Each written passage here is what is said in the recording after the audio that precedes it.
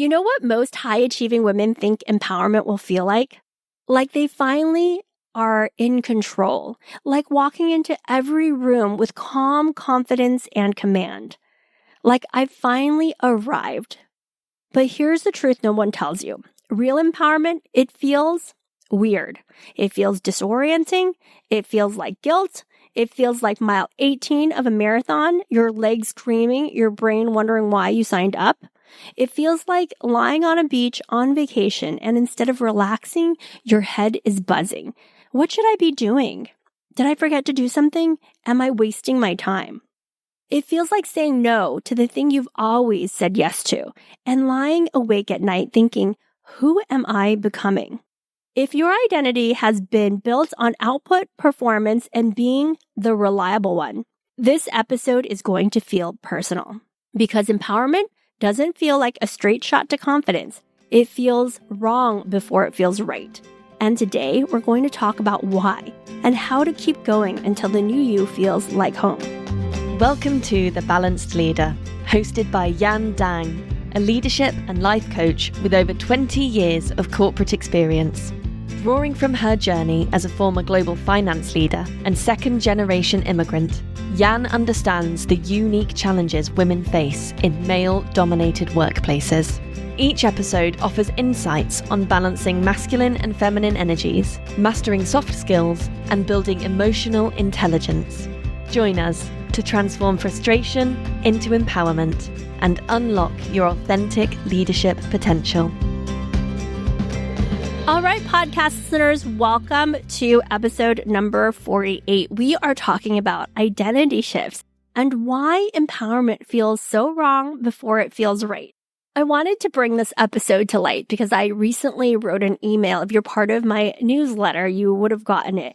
It is about how discomfort is different than lack of confidence. Right? Oftentimes with my clients, when they are starting to test things out, when they are making different choices in their life, they can sometimes tell me, whoa, I felt like a lack of confidence, or I felt really shaky. And what I do as a coach is I help explain the difference between expectation versus the reality of empowerment. Because when we are making new moves, when we are taking bold steps, if we are taking risks that we haven't done before, oftentimes it feels much different than what we think it will feel like. Oftentimes it will feel uncomfortable, it will feel challenging, and it won't be like what most people expect empowerment to feel like, which is smooth. That once they get there, the hard part is over. We think confidence will just click into place. Once we make a choice of how we're going to show up, we somehow think like we have arrived and we are in this place where we are choosing and life is great. But here's the reality. Your old identity will fight for its life. If you've heard the phrase that systems seek to reinforce themselves, is basically like when you're in a system and you're just changing things up, oftentimes everyone in that system, right? So if you think maybe about your family, maybe this is a good example. You want to move to another country and start a new life. And your family is like, no, they're giving you all of the reasons why you should stay. And all of those reasons are probably more about them than about you. But if you allow the way that they think and feel about you to impact you, then you will want to return to your old views of life and say, maybe I don't really want to move, to another country, even though it's been my dream. What happens is not only your internal system, but the external system around you will oftentimes seek for you to be the same because that feels safer. It feels safer to stay put. It feels safer to be closer to home. Your nervous system will beg you to return to the familiar, even if the familiar isn't you living your dream, even if the familiar is not great for you, even if the familiar is burnout, it will have you wanting to return to that safety. And because you've always been good, because I know there's a lot of brilliant, high-achieving women out there, that you won't feel so great.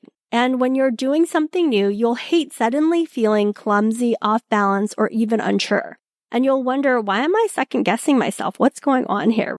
That's not failure. That's the process. Because empowerment isn't just about changing what you do. It's changing who you are. And that shakes the foundation.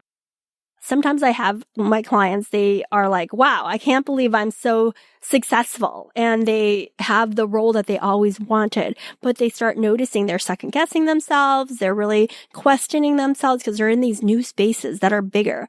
And what I like to reframe this for people is this is not a confidence shaking thing that's happening. What's happening is that there's the old identity of who you thought you were, and there's a new identity of who you are in your current life and who you could become. And there's a recalibration that needs to happen. And in that recalibration is you creating new ways of thinking about yourself, creating new possibilities for yourself, creating new narratives for yourself, expanding your emotional capacity to feel more things because you are in more and more of the unknown. So empowerment actually doesn't feel super comfortable. It feels like discomfort. And so when I talk to my clients about how they sometimes are wondering, I don't feel super confident, I sometimes like to peel back the layers and explain to them that this discomfort is actually growth. But we need to discern the growing pieces. We need to discern the choices that you're making that are actually interrupting the old pattern. Because this is empowerment, but this is also recalibration to your identity that you're currently living and that you are continuing to grow into.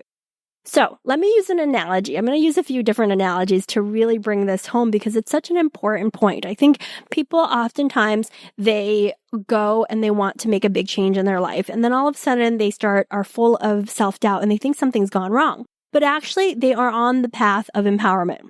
You are on the path of empowerment if you are starting to choose new ways of thinking, new results for yourself, and you're starting to take risks towards the direction of the life that you want to lead. Some people might not like it, but let's talk about this analogy about marathon training and weight loss. Think about training for a marathon. Day one, you're excited. You got the new shoes. You've got the playlist. You've got a training plan. You picture yourself at the finish line. You're getting your medal. You're so excited. Week two, you're sore in places you didn't know existed. You're running slower than you ever thought you would. And you're wondering, why did I sign up for this? That moment, the moment when we're starting to question ourselves, it isn't proof that you're failing. It is the training ground. This is what it feels like to be on the journey. Same with weight loss. The first few pounds come off, you feel amazing. Then you hit a plateau. Suddenly, you're doubting the whole freaking thing. That's discomfort. It's not a detour. It's proof your system is adapting. You're building endurance for the next version of you. Empowerment works the same way. Most of you may know my daughter is going to turn 2 in November. And I have been on a journey to lose weight without drugs, without anything except for pure hard work, exercise, and discipline. And I was doing great. I was like losing weight. I was gaining muscle, losing weight. It was great. And then the thing started not working, right? And then I was like, what's going on? And I was like, something's wrong. And I was going to take a bunch of hormone tests to see what's going on with my body. But actually, before I decided to do that, I said, what if I just got back on my food protocol? What if I just got more disciplined again? Because I think part of it is you feel a little complacent when you're always losing and you're like, I'm doing it. It's great. But your body does recalibrate. My body's like, okay, we're used to this. And I started allowing myself to be more in maintenance mode than weight loss mode. And when I was more in that maintenance mode, I wasn't losing weight. And so I actually stopped myself. I interrupted myself before I was like, let me go find out what's wrong with me. I just said, actually, let's get back on protocol. And guess what? I've lost more weight. I've lost more fat than I thought I would, but that is because I recalibrated to where I am now. And I relooked at all of these things. It's important to do that because that path to empowerment, right? It doesn't always just go one directional. You're going to have to troubleshoot. You're going to have to ask yourself what's happening. And there's the old identity of like, oh, it's just really hard for me versus that new identity of like, we're going to figure this out. We're going to go to school on this. And then, we're going to keep troubleshooting it. And my thought was in my mind, hey, if it still isn't working, when I recommit to my food protocol, let me see what's going to happen. But I'm glad I proved myself wrong because, the discipline and the challenges that I have for myself are working and in the very best way. Like, I'm so proud of myself for how I'm doing this, but it doesn't always feel great, right? This back and forth and this questioning of yourself. Hey, I want to take a moment to invite you to something super special I've been working on. This is a life-changing experience and will change the way that you show up forever. If you've ever felt like your voice isn't landing or your presence isn't fully felt, especially in spaces dominated by men, you're invited to How to Be Heard in a Room Full of Men, a 3-day interactive leadership lab designed for women like you. It's a safe, transformational space where you'll learn to speak with authority, trust your presence, and stop second-guessing yourself. This isn't a lecture where I talk to you and you listen. This is an interactive workshop where you'll get to practice what you learn and experience live coaching with me. By the end, you'll have the confidence to walk in any room, even one full of men, and know my voice lands, my presence leads, I am undeniable. It's happening on September 23rd through the 25th on Zoom. Click the link in the episode description to register. Now back to the episode. Let me share another story about vacation guilt, because one of my clients, let's call her Sarah, she is the reliable one. She holds everything together at work and at home, and everyone always leans on her. And finally, she took a 2-week vacation just for herself to plan, rest, explore, and have fun. And so she is like just in this space where she is learning to put herself first. By day 3, she called me from her hotel balcony and she was like, I feel guilty. She said, I keep thinking about what I should be doing, who I should be checking on, doing something productive, making sure everyone's okay. Her old identity, the reliable one, was screaming, this isn't you. We don't rest. We don't just disappear. We don't just indulge in vacation for ourselves. We stay in control and we are helping people. Her brain was trying to drag her back to the grind. I told her, this is the work. You are right where you need to be. This is empowerment. It's not about learning to sprint harder. It's about learning to sit with the discomfort of putting yourself first, of expanding beyond the identity of the one who carries everyone else. And here's the truth. If you've built your value on productivity, rest will feel unsafe. Putting your well-being first will feel unsafe. Stillness will feel like failure. But that's not the truth. That's conditioning. And in order to interrupt and break that conditioning, you need to do exactly that, not do all of the things. You actually need to sit back and relax. And I actually had very similar feeling when I moved from New York to London. And in London, people really valued their vacation time. People weren't always calling you. You weren't working the weekends. I know in some industries you might, but in my particular industry, unless it was budget season or a big M&A project, I wasn't going to be working the weekend. And I just remember feeling like, oh my gosh, I'm in London and I don't have a busy schedule. I don't have work to do. I actually didn't have a huge social life because I just moved there. And so I had these massive amounts of unstructured time to myself. And I distinctly remember taking a bath and feeling so uncomfortable and just being like, what am I doing here? I should be doing something. And I was reading some self-help book and it was literally about I think it was called The Sacred Heart. I'll have to look it up, but it was something really about grounding yourself in the here and now and being in the discomfort of the unknown. And that's exactly what I needed to do to empower myself, to let go of all of the things that I felt like I had to do and to be with this open, unstructured space. That is empowerment. That's why this work is so important and why it's so important to notice when you're uncomfortable, this is actually growing. This is actually empowerment, but it's not going to feel great.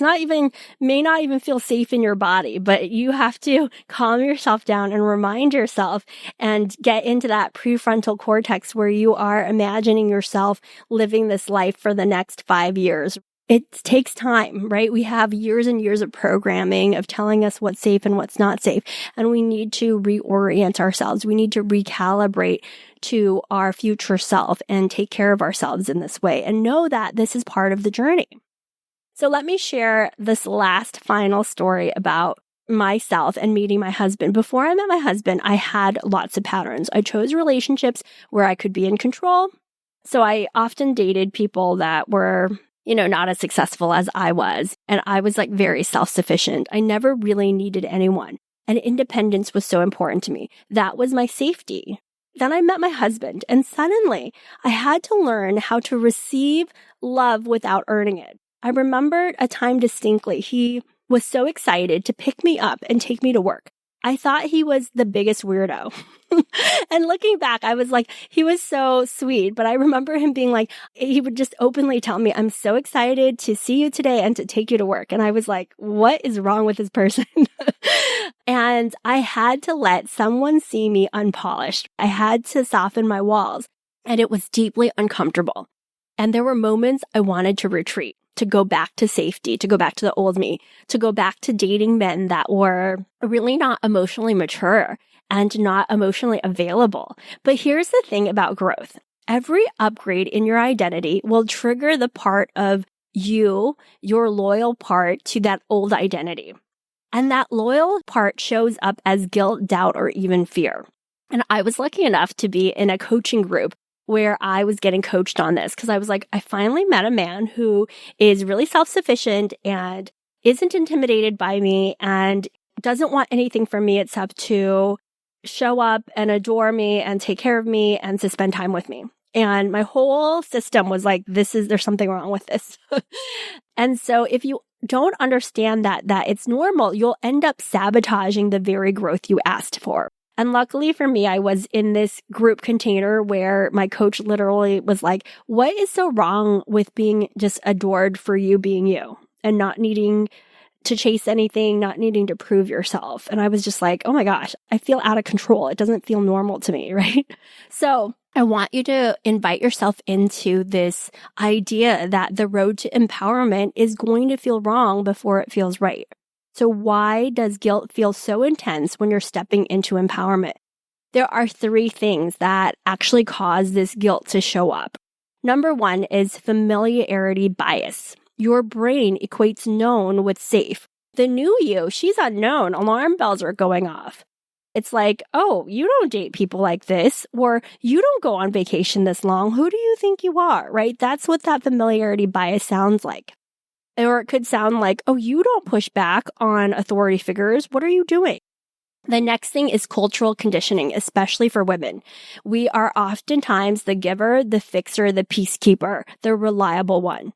Anything else is selfish. So culturally, that comes up. I have so much mom guilt. And if I talk to my mom, I have even much more mom guilt because her conditioning has even been stronger than mine, that you are the woman and you've got to be the one that's taking care of your kid or else you should feel guilty. You need to know that this cultural conditioning is there and it controls the way we think and feel about ourselves if we don't interrupt that pattern. If we don't see that there is more to you as a woman, a high achieving woman, than to be the fixer, the giver, the peacekeeper. You are a leader. You are a leader and you are entitled to leading a life that's for you, just for you, taking care of you. And yes, there is society that might say that this is selfish, but part of when I was starting to really own my empowerment was to really accept the feeling of selfishness, because I was like, this is a feeling that I need to grow in my emotional capacity to feel in order to recalibrate to the woman that I want to be. An empowered woman may not feel selfish once she's empowered, but the path to becoming an empowered woman may feel full of selfishness, guilt, and a lot of questioning because there is that old identity trying to pull you back. So, of course, the last thing is loss of the old identity. You're grieving the version of you that overworked, over-delivered, overgave, even when she was exhausted, right? And so sometimes we might feel nostalgic to this old version of ourselves. And what I always like to say is let's have compassion for ourselves, to say she did the best she could with what she knew at that time. And this discomfort that I'm having now is because I'm choosing new choices and I'm choosing to become more of somebody that I am aligned to, that's more empowered, that's more elevated, that's more bringing possibilities and expansion to my life. So here's the reframe. Guilt is not proof you're wrong. It's proof that you're transforming. And then the final piece is really about how to stay the course, right? When empowerment feels wrong, here is how to stay in course. You want to name it. This feels hard because it's new, not because it's bad. And you actually want to discern what feels hard and what feels bad, right? Because what could feel bad is maybe you have these thoughts that if you're a good daughter, then you X, Y, and Z. And that might have been an old thought pattern that you had or an old belief system that you had, but the person that you're becoming is like, I am a woman who is empowered and there for herself and does things out of love, not obligation. That was one that was really big for me. And that helped me see that even though I had this thought that I'm being a bad daughter, I actually could help reframe myself and see that I'm doing things out of love and not obligation. And this next level identity for me is more of who I want to be. The next thing you want to do is anchor in. Ask, if I were already the woman I'm becoming, what would I do next? You want to anchor in that future self of who you are going to be 5 years from now and make that decision from the wisdom that she has. And we can look at her because we already know that it's something that we want because we have this idea in our head, this commitment to be this person. And when you do that, it will help you calm your nervous system down, recalibrate in different ways. But this takes reps. So the third thing is track the reps. Keep a record of every time you resisted the old pattern. Those are your empowerment reps. That's your proof. So for me, my eating protocol, right? When I am actually doing my protocol, I'm taking care of myself and I'm not allowing my old pattern to be like, let's just wing it, right? I know this is empowerment for me.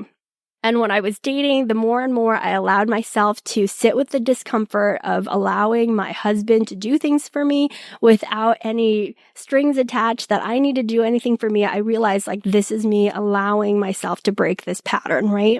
And same for my client, Sarah, who was just enjoying her dinner. And by the end of it, was she like so relaxed? She was much more relaxed. But guess what? A year from now, when she went on vacation, she felt a lot less discomfort than she did the first time she called me on that balcony because she had put in her reps and she had worked on this for herself and she could start feeling empowered. But this is the pathway to empowerment. So, if empowerment feels wrong right now, if you feel guilty, off balance, selfish, even scared, you're not slipping. You're shedding. And if you want someone to walk you through those mile markers until the new you feels inevitable, that's what I do with women every day. This is what is for you to get a coach, for you to get people on your side, to let them know what you're doing and what help you need. Let's get you off the hamster wheel of proving and into the life and leadership you've been working so hard to deserve. Because you didn't come this far just to keep being the most overworked, under-rested, undervalued version of yourself. You came this far to become undeniable. And this uncomfortable path is your way to empowerment. So embrace it. Take reps, anchor in it, name it, have fun with it, celebrate it. And I'll see you on the other side of it. Have a beautiful week ahead. Take good care. Thank you for being a part of the Balanced Leader community. We hope you found today's episode inspiring and actionable. For more resources and to connect with Jan, visit us at aspire-coaching.co. Until next time, keep leading with confidence and purpose.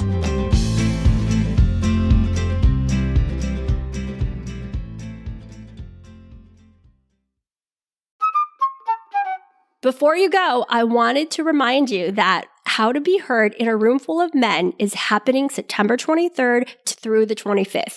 This is a live 3-day leadership lab that will help you stop shrinking and start showing up with undeniable authority, power, and presence. This isn't a lecture, it's an interactive workshop. In this safe and supportive space, you'll practice speaking with conviction and owning your presence. Just click the link in the episode description and claim your spot now. See you there.